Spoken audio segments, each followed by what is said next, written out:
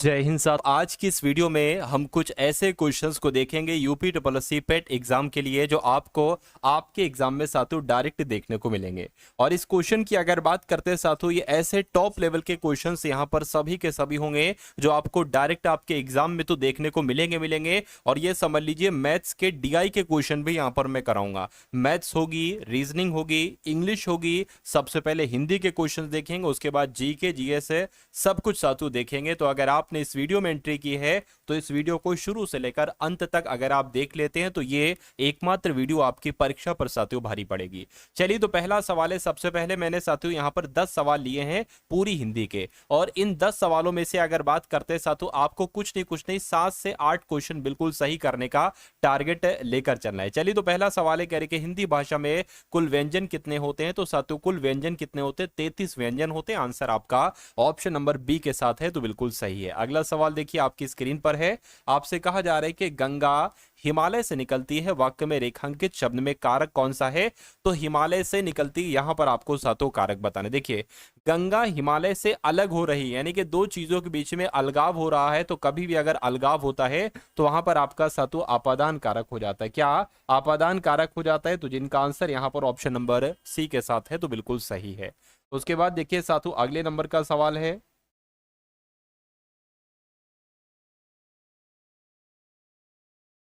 निम्नलिखित में से कौन सी जातिवाचक संज्ञा, मुझे बताइए कौन सी जातिवाचक संज्ञा आपको लग रही है? देखिए, शत्रुता की अगर बात करते हैं, यश की, मजदूर की, सेना की, साथों आपका राइट आंसर क्या होगा?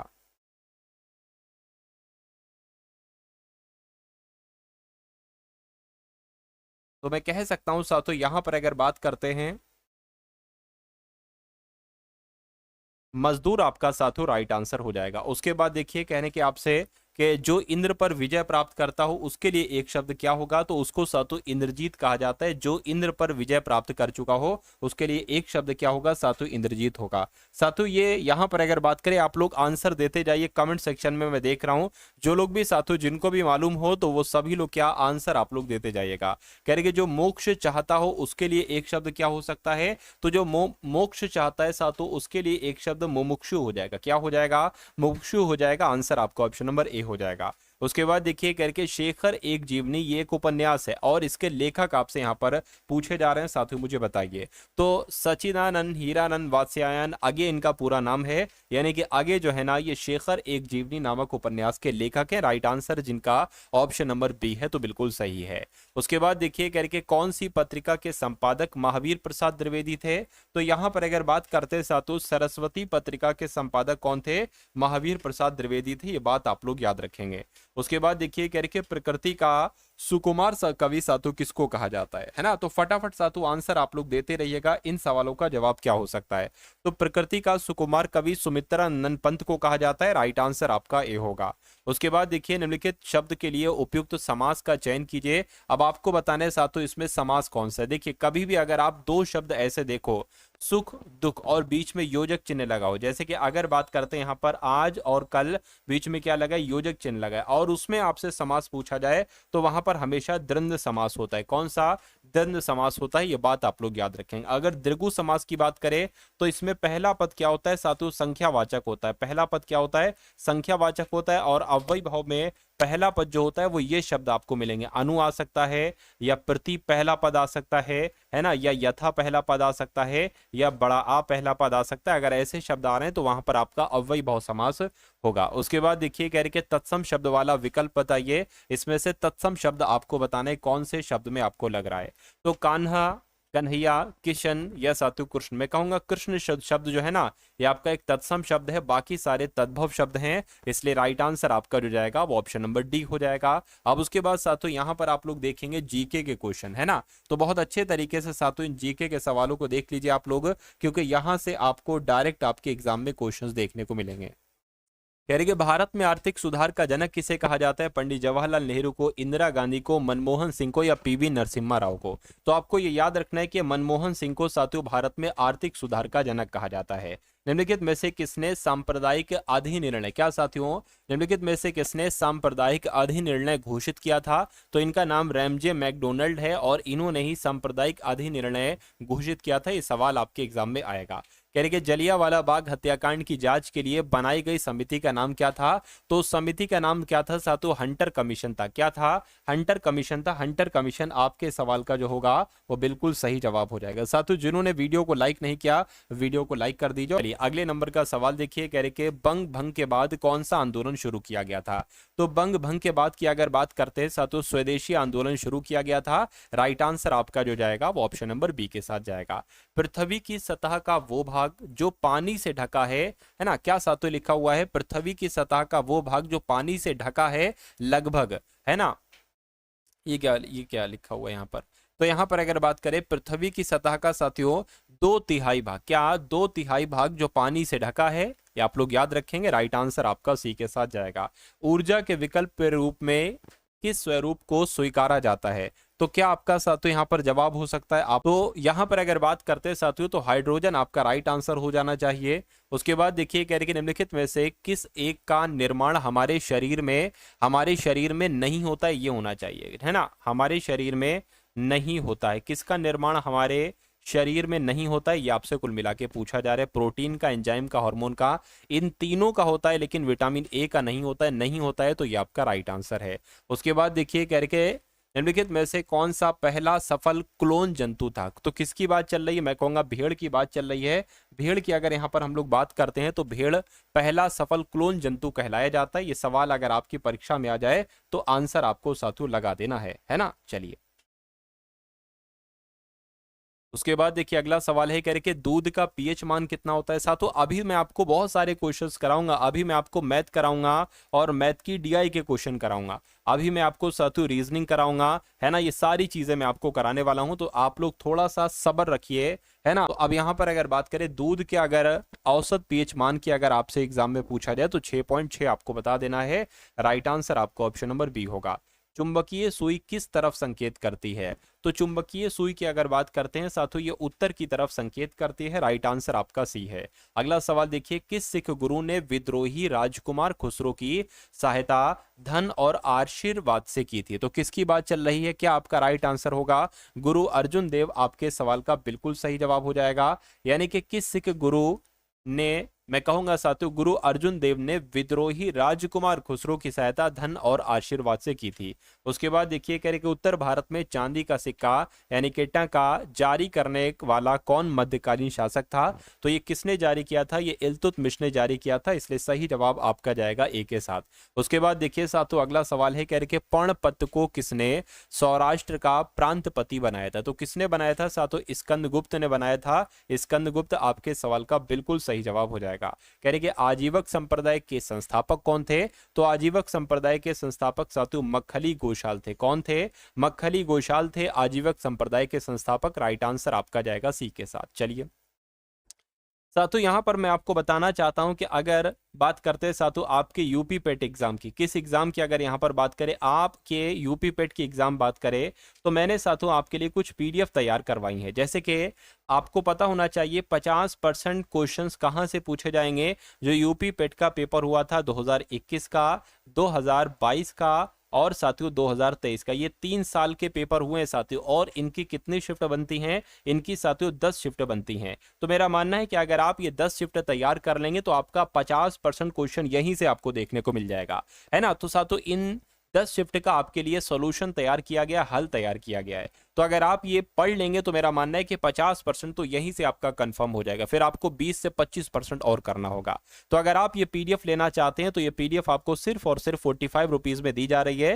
डिस्क्रिप्शन में लिंक है यूपी ट्रिपल पेट पीडीएफ का, उस लिंक पर आप क्लिक करेंगे तो आप हमारे व्हाट्सएप पर आ जाएंगे। वहां पर आपको एक क्यूआर कोड दिया जाएगा और उस क्यूआर कोड पर 45 का पेमेंट करेंगे तो ये तीनों पीडीएफ आपको साथियों भेज दी जाएगी। ये सारी पीडीएफ सॉल्यूशन के साथ है, हर क्वेश्चन के नीचे उसका साथियों सॉल्यूशन है। तो 6 सितंबर से पहले पहले इन पीडीएफ को पढ़ लेना, मेरा मानना है पेपर आपका साथियों क्रैक हो जाएगा। चलिए अब बात करते हैं सिंधु घाटी सभ्यता का कौन सा स्थल पाकिस्तान में, क्या पाकिस्तान में है, तो मैं कहूंगा हड़प्पा जो है ना साथियों ये पाकिस्तान में ही तो है, आंसर आपका बी होगा। निम्नलिखित में से किसने 1935 के अधिनियम के बारे में कहा था कि एक कार जिसमें ब्रेक तो हैं पर इंजन नहीं है ना, ये किसने कहा था, ये आपसे कुल मिला के पूछा जा रहा है। तो ये पंडित जवाहरलाल नेहरू का कथन है। इसका कथन है साथियों, ये पंडित जवाहरलाल नेहरू का कथन है, आंसर आपका ए होगा। कह रही कि 1919 के भारत सरकार अधिनियम के द्वारा, अब चार ऑप्शन आपको दिए गए हैं। 1919 के भारत सरकार अधिनियम की अगर बात करते हैं साथियों, यहां पर हम लोग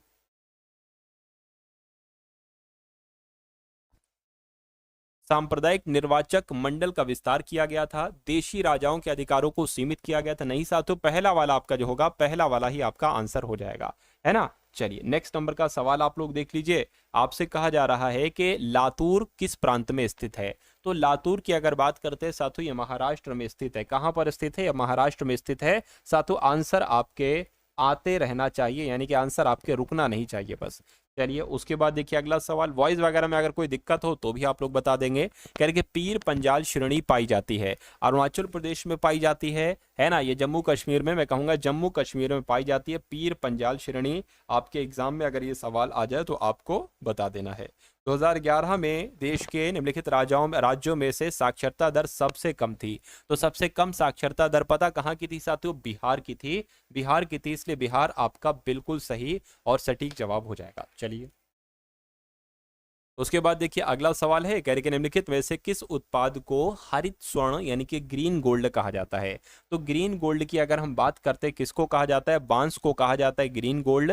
राइट आंसर आपका अगर है ऑप्शन नंबर ए के साथ तो बिल्कुल करेक्ट है। साथियों जिन्होंने वीडियो को लाइक नहीं किया, रिक्वेस्ट आपसे इतनी है कि पेट का पेपर तो आपका निकलवा दूंगा, लेकिन आप हर एक वीडियो को लाइक किया कीजिए। लाइक से होता यह है कि हमें पता चल जाता है कि भाई इतने हजारों लोगों में से इतने हजार लोगों ने इस वीडियो को पसंद किया है, तो हम आपके लिए और जान लगाने की कोशिश करते हैं, ठीक है ना। चलिए तो इस सवाल को देखिए और बताइए राइट आंसर क्या है। आपसे कहा जा रहा है कि बैंकों के नकद कोष अनुपात में कमी का प्रभाव होता है। तो साथियों कमी का प्रभाव होता है बैंकों की आय में वृद्धि से, बिल्कुल बैंकों द्वारा प्रतिभूति मांग में वृद्धि से, बिल्कुल बैंकों को साख प्रसार के लिए अधिक धन की उपलब्धि से, बिल्कुल। यानी कि आपके सवाल का जवाब जो जाएगा वो ऑप्शन नंबर डी के साथ जाएगा। उसके बाद देखिए कह रहे कि हिंदू समृद्धि दर का संबंध किस समृद्धि दर से है। तो इसका संबंध की अगर बात करते हैं साथियों, सकल राष्ट्रीय उत्पाद से है, जीडीपी से है। राइट आंसर आपका अगर है ऑप्शन नंबर ए के साथ तो बिल्कुल करेक्ट हो जाएगा।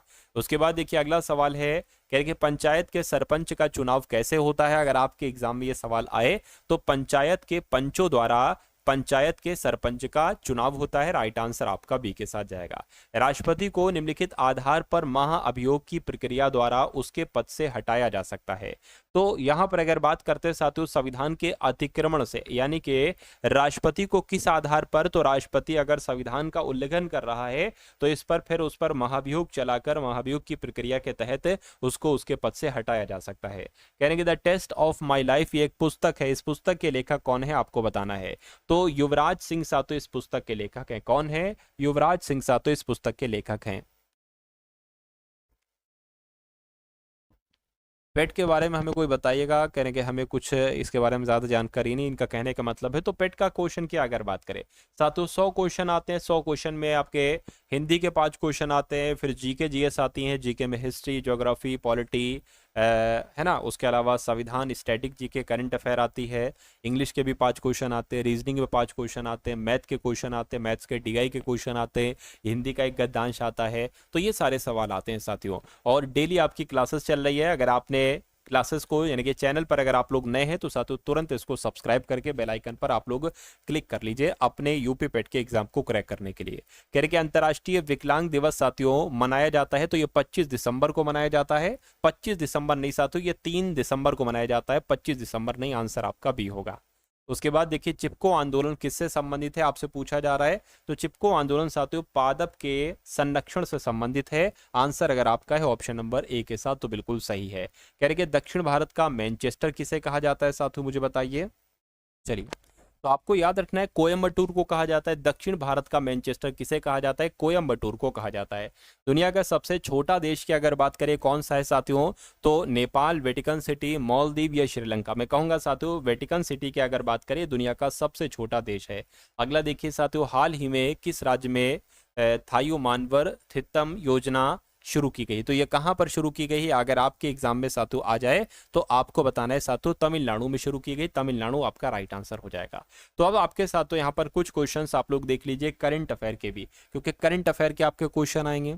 भारत का इलेक्ट्रॉनिक निर्यात चालू वित्त वर्ष की पहली तिमाही में कितने प्रतिशत बढ़ा, ये करंट अफेयर का मोस्ट इंपॉर्टेंट क्वेश्चन है साथियों। तो 47% बढ़ा, राइट आंसर आपका सी है। अगला देखिए, हाल ही में 17 अगस्त को किस देश का स्वतंत्रता दिवस मनाया गया, तो मैं कहूंगा साथियों इंडोनेशिया आपका राइट आंसर हो जाएगा। 17 अगस्त को किस देश का स्वतंत्रता दिवस मनाया गया, तो इंडोनेशिया आपका आंसर हो जाएगा। जुलाई माह यानी कि 2025 की बात चल रही है, 2025 के जुलाई माह में भारत से अमेरिका को निर्यात कितने प्रतिशत बढ़ा है, तो पता साथियों कितने प्रतिशत बढ़ा है, 20% बढ़ा है। 20% आपका बिल्कुल सही जवाब हो जाएगा। इस सवाल को देखिए और साथियों बताइए राइट आंसर क्या होगा।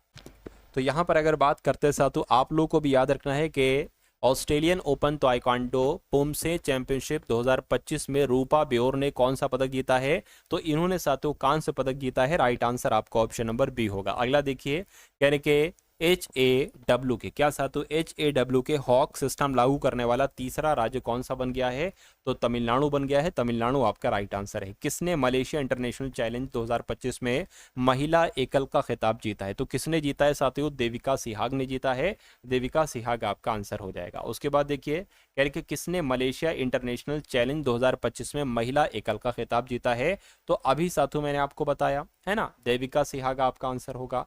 उसके बाद देखिए, किस देश के विदेश मंत्री वांग ई भारत की यात्रा पर आए हैं, तो मैं कहूंगा साथियों यहाँ पर आपका जवाब चीन हो जाएगा। चीन देश के विदेश मंत्री वांग ई भारत की यात्रा पर आए हैं। अगला देखिए, कहाँ 2 दिवसीय जीवन रक्षक सम्मेलन हुआ है, तो मैं कह सकता हूँ साथियों कहाँ पर हुआ है, लद्दाख में हुआ है। यानी कि 2 दिवसीय जीवन रक्षक सम्मेलन लद्दाख में हुआ है। किस राज्य के राज्यपाल को उपराष्ट्रपति पद के लिए उम्मीदवार घोषित किया गया है, तो क्या आपका राइट आंसर होगा, फटाफट बताइए। तो मैं कहूंगा महाराष्ट्र आपका जवाब हो जाएगा। महाराष्ट्र राज्य के राज्यपाल को उपराष्ट्रपति पद के लिए उम्मीदवार घोषित किया गया है। भारत का विदेशी मुद्रा भंडार बढ़कर कितने अरब डॉलर हो गया है, अगर आपके एग्जाम में ये सवाल आ जाए तो साथियों 693 पॉइंट है ना, 693.62 विदेशी मुद्रा भंडार बढ़कर इतने अरब डॉलर हो गया है। कितने, 693.62 अरब डॉलर हो चुका है। उसके बाद देखिए अगला सवाल, और बताइए साथियों इस सवाल का जवाब आपका क्या हो सकता है। चलिए, तो कहा जा रहा है कि हाल ही में किसने साइपन इंटरनेशनल बैडमिंटन प्रतियोगिता का महिला सिंगल्स का खिताब जीता है, तो तान्या हेमंत इनका नाम है, और तान्या हेमंत ने ही साइपन इंटरनेशनल बैडमिंटन प्रतियोगिता का महिला सिंगल्स का खिताब जीता है। यानी कि सैमसंग ने भारत में कहाँ लैपटॉप बनाना शुरू किया है, तो आपका जवाब यहाँ पर जो जाएगा वो ग्रेटर नोएडा हो जाएगा। यानी कि सैमसंग ने भारत में ग्रेटर नोएडा में लैपटॉप बनाना शुरू किया है। आंसर आपका सी होगा। अगले नंबर का सवाल आप लोग देखिए साथियों और बताइए आपका जवाब यहाँ पर क्या हो सकता है। कि किस राष्ट्रीय उद्यान में 50 वर्षों से अधिक समय तक वन विभाग की सेवा करने वाली सबसे उम्रदराज हाथी यानी कि मोहन माला का निधन हुआ है, तो मैं कहूंगा साथियों यहाँ पर आपका जवाब क्या हो सकता है, तो आपका काजीरंगा राष्ट्रीय उद्यान हो जाएगा। यानी कि काजीरंगा राष्ट्रीय उद्यान में 50 वर्षों से अधिक समय तक वन विभाग की सेवा करने वाली सबसे उम्रदराज हाथी मोहन माला का निधन हुआ है। अगला देखिए, किसे 2025 में दुनिया का सबसे मूल्यवान फुटबॉल क्लब घोषित किया गया है, तो इस क्लब का नाम है रियल मैड्रिड क्लब, और 2025 में दुनिया का सबसे मूल्यवान फुटबॉल क्लब इसको ही घोषित किया गया है। कौन भारत के 89 में शतरंज ग्रैंड मास्टर बने हैं, तो अगर बात करते हैं रोहित कृष्णा की, तो रोहित कृष्णा ही साथियों भारत के 89 में शतरंज ग्रैंड मास्टर बने हैं। अब यहां पर अगर बात करें साथियों, अब बहुत इंपॉर्टेंट क्वेश्चन, अब कोई कोताही नहीं साथियों, अब आपके बार ग्राफ के क्वेश्चंस यहां पर शुरू हो चुके हैं, जो क्वेश्चंस आपके लगभग 20 सवाल साथियों पूछे जाएंगे, है ना। चलिए, तो पहले ग्राफ देख लीजिए, उसके बाद ये कुछ क्वेश्चन है साथियों, इनको भी मैं आपको बताऊंगा। सबसे पहले इसको मैं आपको समझा देता हूं कि दिया गया बार ग्राफ एक कंपनी की आय को दर्शाता है। बार ग्राफ का अध्ययन कीजिए और प्रश्नों के उत्तर दीजिए। यानी कि कंपनी की किसको दर्शाता है, इनकम को। जैसे कि जनवरी की अगर बात करें, ये जनवरी, फरवरी, मार्च, अप्रैल, मई, ये कंपनी ने कितना किया है इनकम, है ना, ये साथियों 7 लाख का किया है। 6 और 8 के बीच 7 ही तो आएगा। फरवरी में कंपनी ने कितना इनकम किया है, 4 लाख का किया, ऐसे किया है। तो पहला सवाल आपकी स्क्रीन पर है, करके किस अंतराल में निरंतर आय में निरंतर बढ़ोतरी हुई है, ये आपसे पूछा जा रहा है। मतलब आय में निरंतर बढ़ोतरी जो हुई है वो यहां पर अगर बात करते हैं साथियों कहां से कब तक हुई है, देखिए मार्च से जो बढ़ोतरी हुई है, मार्च से जो क्योंकि यहाँ पर घटा है मामला ना, तो यहाँ से जो बढ़ोतरी हुई है साथियों वो बढ़ोतरी होती गई, यानी कि मार्च से मई तक जो बढ़ोतरी हुई है वो बढ़ोतरी होती गई। और ऐसा कहाँ पर लिखा हुआ है, मार्च से मई तक, ऑप्शन नंबर ए में लिखा हुआ है। तो जिनका आंसर ऑप्शन नंबर ए है तो बिल्कुल सही है।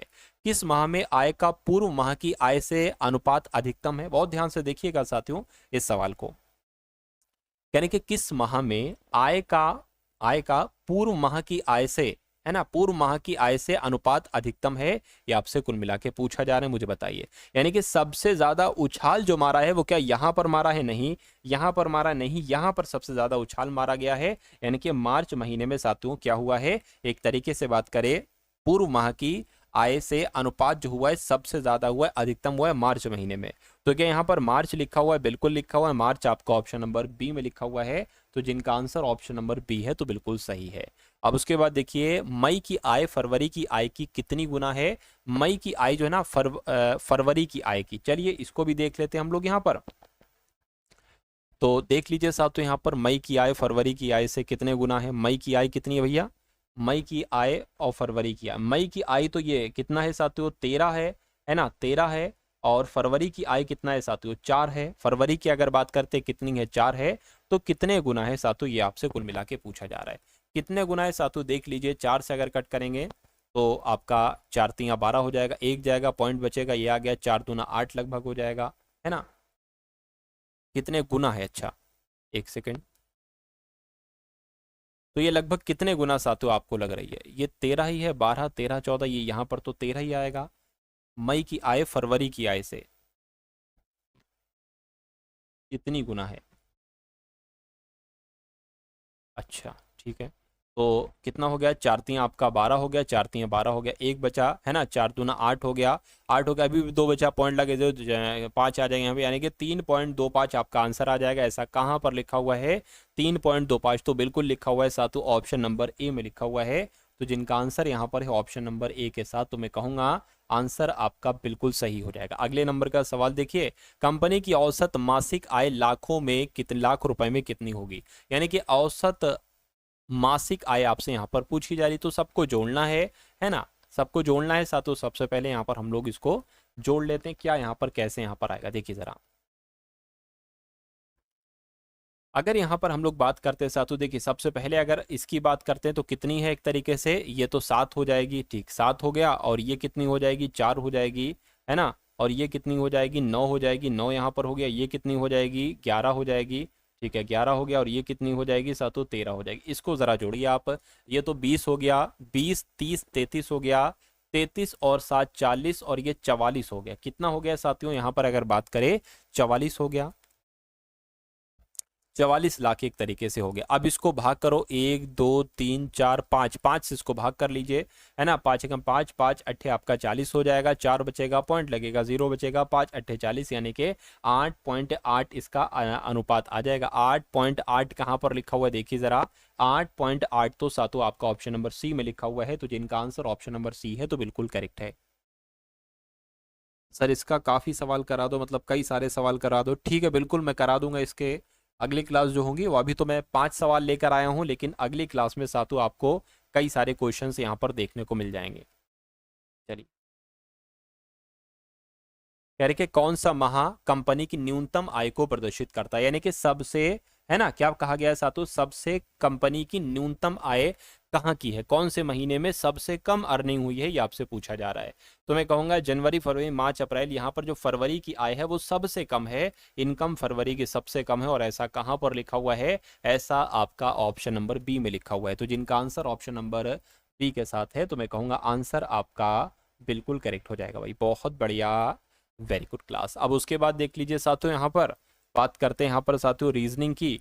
तो रीजनिंग के क्वेश्चन यहाँ पर साथियों स्टार्ट हो चुके हैं, सभी लोग साथियों तैयार हो जाइए, क्योंकि अब हम लोग यहाँ पर बहुत शानदार तरीके से सवालों को देखने वाले हैं, रीजनिंग के क्वेश्चंस को देखने वाले हैं। चलिए, तो कह रहे कि निश्चित कूट भाषा में TWO, यानी कि 2 को 3 लिखा जाता है, 5 को 4 लिखा जाता है, तो 8 को साथियों क्या लिखा जाएगा, ये आपको कुल मिला के यहाँ पर मुझे बताना है, बताइए साथियों। चलिए,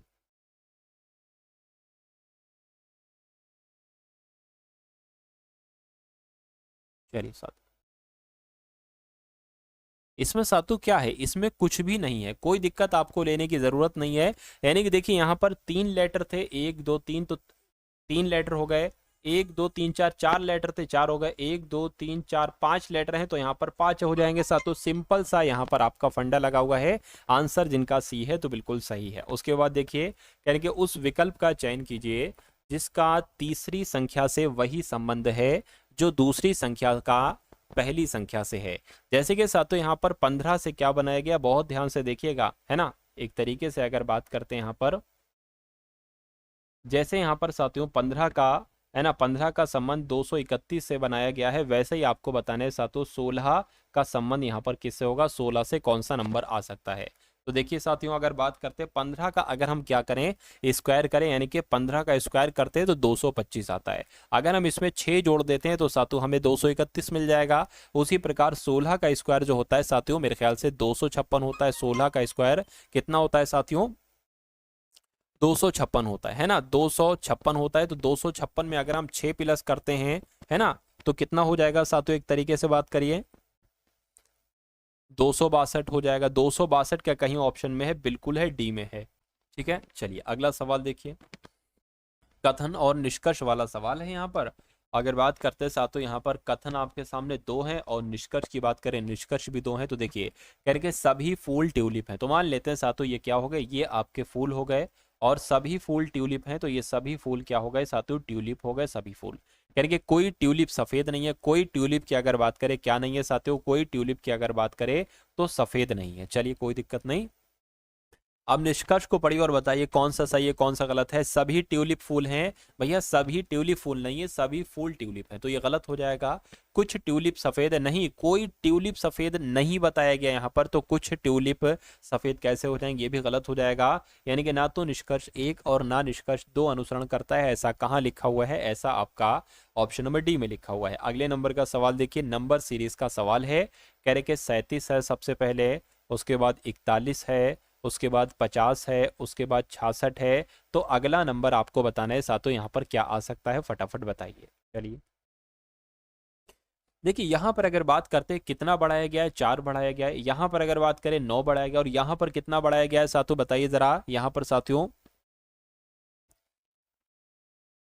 16 बढ़ाया गया। यहाँ पर कितना, देखिए ये तो 2 का स्क्वायर है, 3 का स्क्वायर, 4 का स्क्वायर, 5 का स्क्वायर आ जाएगा, 25 आ जाएगा। तो 66 25 कितना होता है साथियों, 11, और साथियों 7 8 9 91 होता है। 91 के ऑप्शन में है, बिल्कुल साथियों ऑप्शन नंबर ए वाले में है। तो जिनका आंसर ऑप्शन नंबर ए के साथ है तो मैं कहूंगा आंसर आपका बिल्कुल सही है। उसके बाद देखिए अगला सवाल आपकी स्क्रीन पर है। चलिए कहा जा रहा है कि अब यहाँ पर जैसे एफ ई डब्ल्यू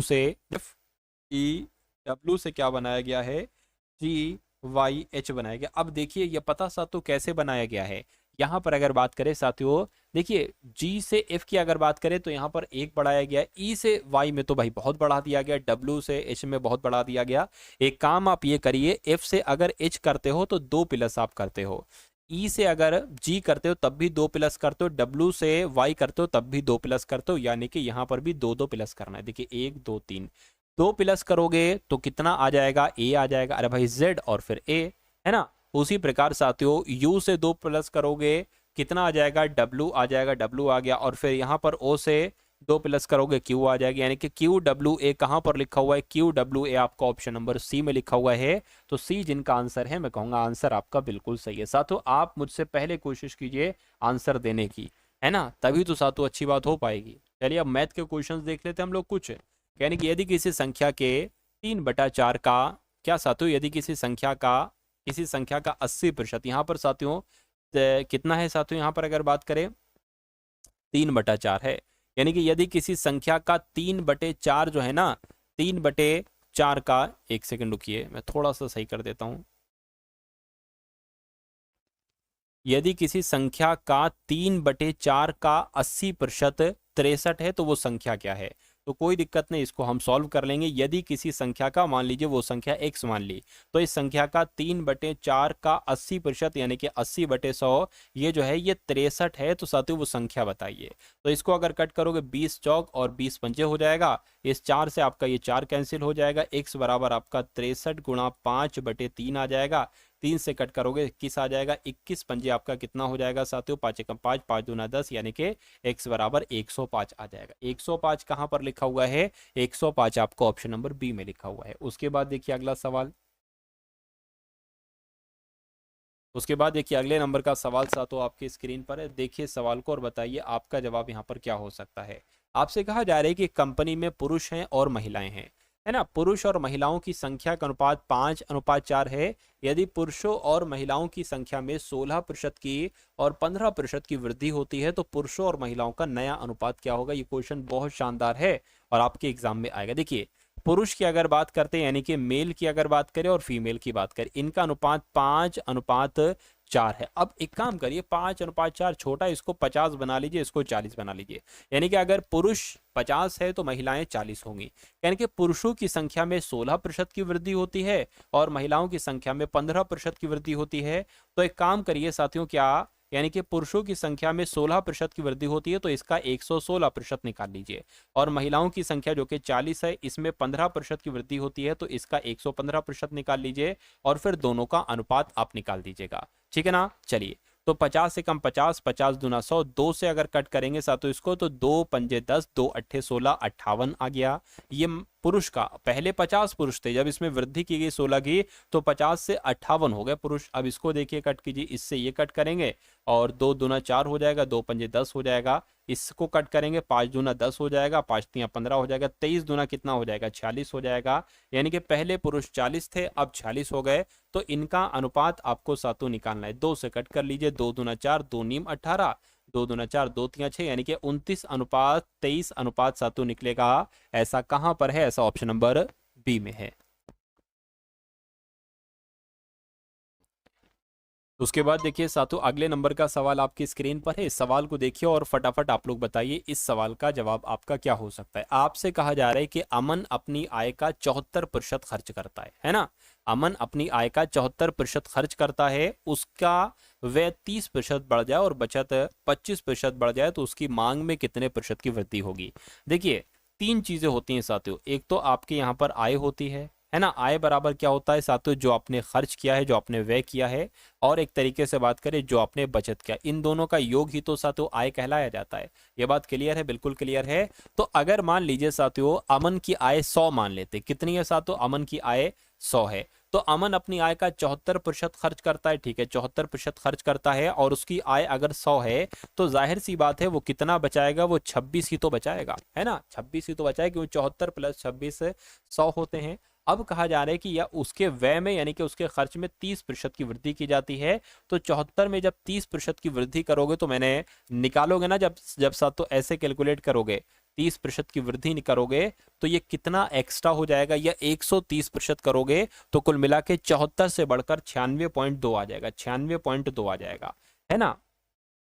उसके बाद कहने के बचत में 25% की वृद्धि की जाती है। 26 में जब 25% की वृद्धि करोगे तो कितना निकल कर आएगा, 32.5 निकल कर आएगा। अब आय आपको ऑटोमेटिक पता चल जाएगी। आय कैसे, इन दोनों का योगफल होगा, 5 और 2 7 हो जाएगा, 6 और 2 8 हो जाएगा, 9 और 3 12 हो जाएगा। यानी कि आय, उसकी आय 100 थी, 128.7 हो गई है। तो कितनी उसकी आय में वृद्धि हुई है, साफ साफ नजर आ रहा है 28.7% की वृद्धि हुई है। ऐसा कहां पर लिखा हुआ है, ऐसा आपका ऑप्शन नंबर ए में लिखा हुआ है ना। तो जिनका आंसर ऑप्शन नंबर ए के साथ है, मैं कहूंगा आंसर आपका बिल्कुल सही है। अगला सवाल देख लीजिए साथियों आप लोग।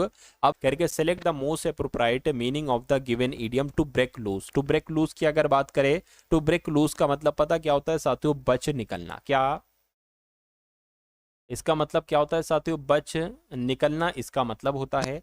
तो इंग्लिश में इसको कहेंगे टू स्कैप। स्कैप मतलब ही होता है बच निकलना। अगला सवाल देखिए आपकी स्क्रीन पर है।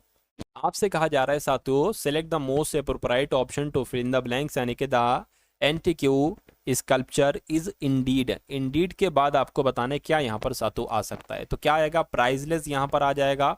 प्राइजलेस आपका साथियों राइट आंसर हो जाएगा। उसके बाद देखिए कह रहे select the most appropriate antonym of the given word, यानी कि आपको बताना है क्रिस्प का एंटोनिम क्या हो सकता है। क्रिस्प का मतलब पता क्या होता है, कुरकुरा, है ना। कुरकुरा इसका मतलब होता है, तो इसका उल्टा क्या हो सकता है, इसका उल्टा सातों आप लोग बताने क्या हो सकता है, टेंडर हो जाएगा, क्योंकि टेंडर का मतलब क्या होता है सातों, कोमल होता है। तो कुरकुरे का अपोजिट कोमल ही तो होगा। अगला सवाल देखिए, select the correctly spelled word, कौन से वर्ड की स्पेलिंग आपको करेक्ट लग रही है, सही लग रही है साथियों, फटाफट बताइए। चलिए देखिए, वेरियर की स्पेलिंग गलत है, क्या होती है साथियों, WARR,